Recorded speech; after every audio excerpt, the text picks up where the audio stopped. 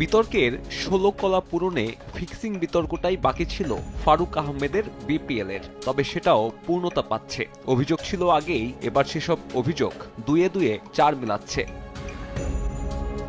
Match পাতানোর তদন্তে নাম উঠেছে দুর্বার রাজশাহীর সাবেক অধিনায়ক আনামুল হক বিজয়ের। বিসিবির তদন্ত ইউনিট আকুর সে তদন্ত কার্যক্রমের অংশ হিসেবে বিজয়কে আপাতত দেশ ত্যাগে নিষেধাজ্ঞা দেয়া হয়েছে। দোষ প্রমাণিত না হলেও বিজয় তাই আপাতত দেশ ছাড়তে পারবেন না।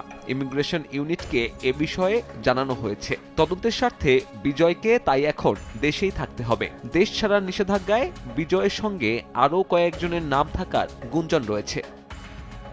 এদিকে স্পট ফিক্সিং এর অভিযোগ আছে রংপুর রাইডার্স অলরাউন্ডার মোহাম্মদ সাইফুদ্দিনের দিকেও। গ্রুপ পর্বে নিজেদের শেষ ম্যাচে খুলনা টাইগার্সের বিপক্ষে তার করা বোলিং বড় সন্দেহের জন্ম দিয়েছে।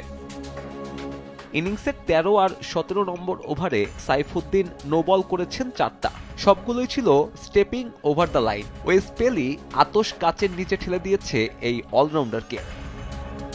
গুঞ্জন রয়েছে সাইফুদ্দিনের ওই বোলিং স্পেল নিয়ে খোদ তার ফ্র্যাঞ্চাইজি বিসিবির কাছে তদন্তের অনুরোধ করেছে, যদিও এ বিষয়ে কোনো মন্তব্য করতে চায়নি রাইডার্স টিম ম্যানেজমেন্ট।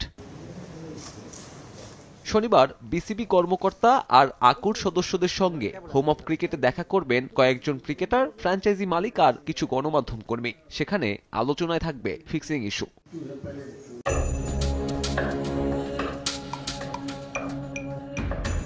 বিতর্কের ১৬ কলা পূরণে ফিক্সিং বিতর্কটাই বাকি ছিল ফারুক আহমেদের বিপিএলের, তবে সেটাও পূর্ণতা পাচ্ছে। অভিযোগ ছিল আগেই, এবার সেসব অভিযোগ দুয়ে দুয়ে চার মিলাচ্ছে। ম্যাচ পাতানোর তদন্তে নাম উঠেছে দুর্বার রাজশাহীর সাবেক অধিনায়ক আনামুল হক বিজয়ের। বিসিবির তদন্ত ইউনিট আকুর সে তদন্ত কার্যক্রমের অংশ হিসেবে বিজয়কে আপাতত দেশ ত্যাগে নিষেধাজ্ঞা দেয়া হয়েছে।